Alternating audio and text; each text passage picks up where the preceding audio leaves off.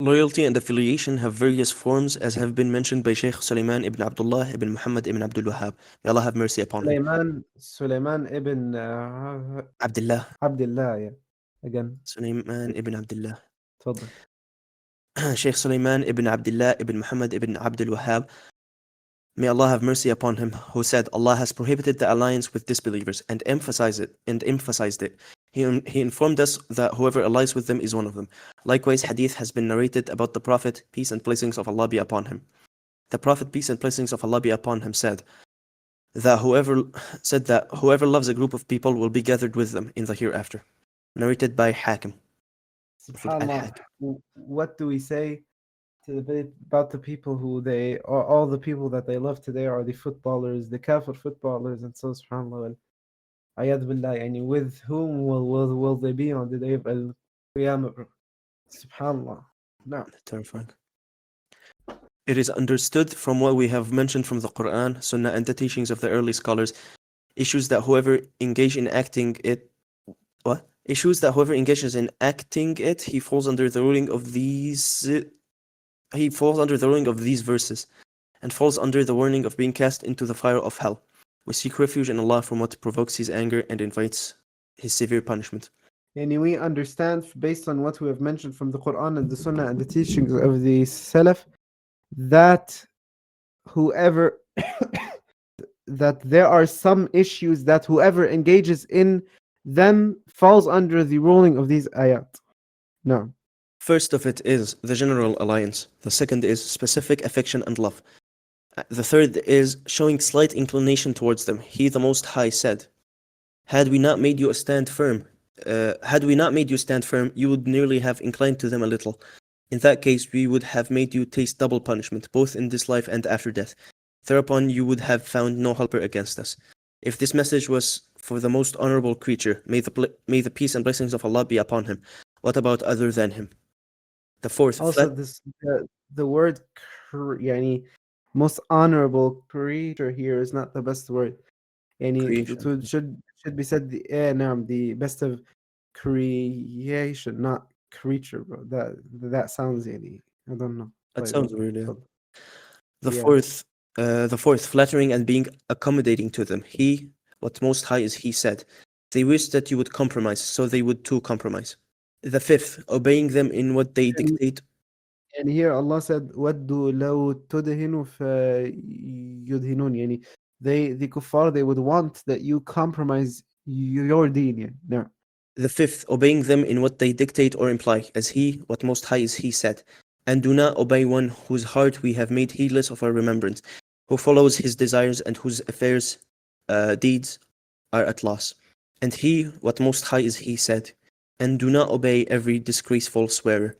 The sixth, enabling them in getting closer and entering upon the leaders of Islam. The seventh, consulting them in matters. The eighth, employing them in Muslim affairs, regardless of what form of employment it is, leadership, laboring, writing, or other than that. The ninth, choosing them over believers. The 10th, seating, socializing, and mingling with them. The 11th, smiling and being friendly towards them. The 12th, generosity towards them in general. The 13th, considering them honest people, despite Allah considering them betrayers. The 14th, assisting them in their affairs, even with minor assistance such as sharpening the pen and approximation of the inkwell in order for them to right their injustice. The 15th, seeking advice from them. The 15th, seeking advice from them. The 16th, following their desires. The 17th, taking them as friends and socializing with them. The 18th, being content with their actions, imitating them, and emulating their appearance. The 19th, mentioning them in a respectful manner, such as calling them lords or wise men, similar to how tyrants are addressed as lords. Lord such, or those who claim knowledge in medicine are called wise, and so on. By the way, I want to add, these are all important, subhanAllah. We see so many of these today go amongst the Muslims and so. SubhanAllah, and here he said that you follow their desires, that you take them as friends, that you be content with their actions or imitate their appearance, or that you imitate their actions and so. And as an example, the Prophet ﷺ said, "Man tashabbaha biqawmin fahuwa minhum." The one who imitates a people, and he goes and he imitates them in actions that are specific to them, or he wears clothes that only this group of the people wear, then he is as they are. SubhanAllah, as the Prophet ﷺ said.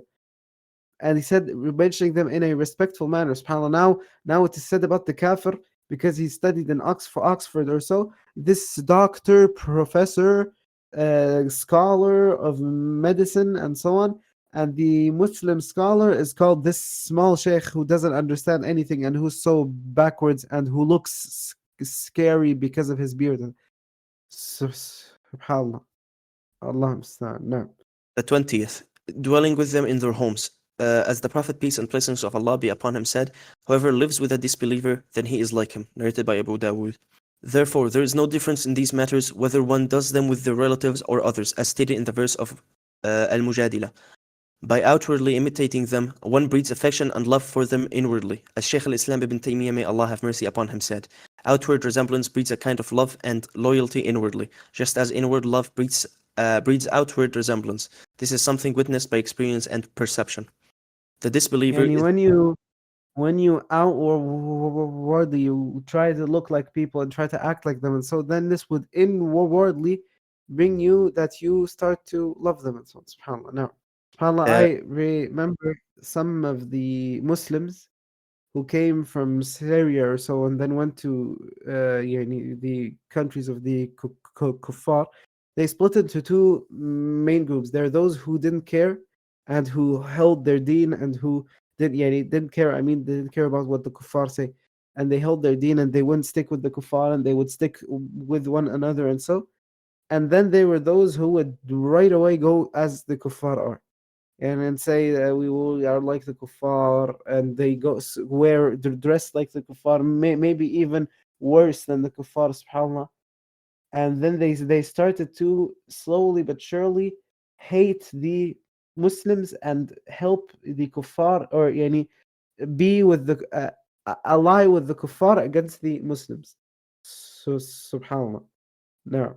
So this shows that it started that he wanted to be like them, so he started to wear, to dress like them, to act like them, to buy the newest phone, so that they look at him and say, wow, this guy has the newest phone, and so or so.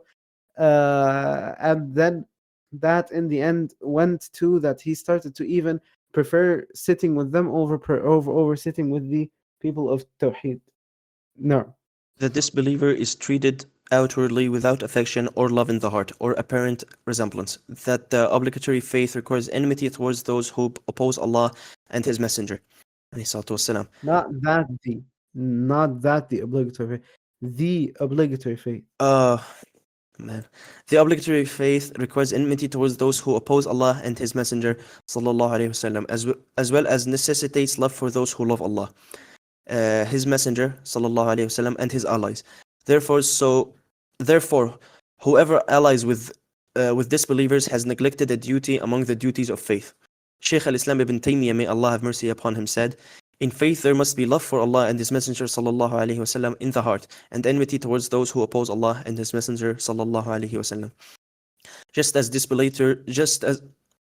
disbelievers are to be hated, likewise the sinner is hated for his sin. However, one's alliance to him is based on their level of faith. Shaykh al-Islam ibn Taymiyyah, may Allah... Very important speech here. So the disbeliever, we are completely free from him. But the sinner or the fasiq or so, we are free from him for the degree of his sin.